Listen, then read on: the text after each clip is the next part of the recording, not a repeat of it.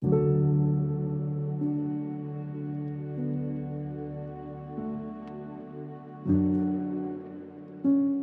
saudara, kalau kita melihat, kita membaca narasi kitab Kejadian pasal 1 sampai pasal 2, kita melihat bagaimana Allah menciptakan dunia. Allah menciptakan langit dan bumi, dan Tuhan berkata semuanya itu, segala sesuatu sungguh amat baik. Nah, saudara, bukankah itu juga yang kita nikmati? Ketika kita melihat alam semesta, kita melihat pegunungan, kita mungkin jalan-jalan ke kebun teh gitu ya, kita jalan-jalan ke pantai, kita bisa melihat, wah, semuanya ini indah, semuanya ini baik.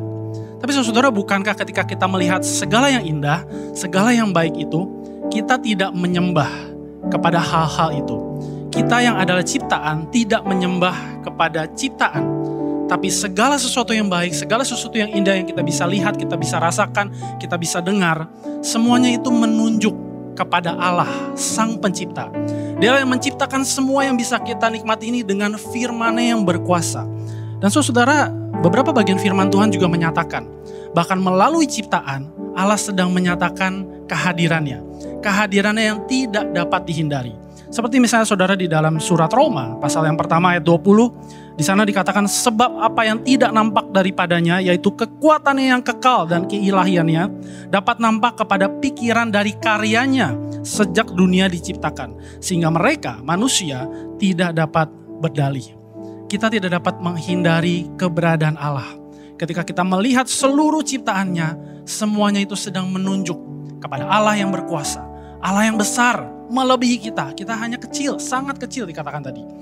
Dan saudara-saudara, Allah tidak hanya sedang menyatakan kebenarannya, kebaikannya, kemuliaannya. Tapi melalui segala yang Dia ciptakan, Allah juga sedang memancarkan keindahannya. Segala yang Allah ciptakan tidak hanya menyatakan kebesarannya, kebenarannya, kuasanya, kemuliaannya, tapi juga keindahannya, the beauty of God. Karena itu saudara, keindahan Allah menyatakan hikmat bagi kehidupan kita. Bahwa hidup kita bukan tentang kita. Hidup kita adalah tentang Allah yang sudah menciptakan segala sesuatu, menciptakan alam semesta dan juga menciptakan kita. Dan respon yang paling tepat adalah kita hidup takut, hormat akan Dia. Kita menyembah Dia, kita mempercayakan hidup kita kepada tangannya yang setia memelihara kita. Dan saudara, keindahan Allah itu juga memanggil kita untuk kagum kepada Allah. Bukan kagum kepada ciptaannya, tapi kagum kepada Allah Sang Pencipta. Memanggil kita untuk menyembah, memuji Dia.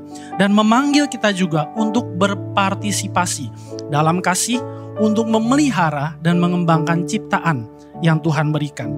Saudara, di tengah dunia yang berdosa, Tuhan memanggil kita untuk tidak merusak ciptaan, tapi untuk memeliharanya sebagaimana Tuhan memelihara ciptaan, untuk mengembangkannya, mengkultivasinya, sebagaimana Tuhan juga menyuruh kita untuk demikian. Sehingga saudara, inilah tugas kita, panggilan kita sebagai manusia baru di dalam Kristus. Sampai seluruh bumi nanti penuh dengan kemuliaan Tuhan di dalam langit dan bumi yang baru. Kita terus dipanggil untuk memelihara dan mengembangkan ciptaan yang Tuhan berikan.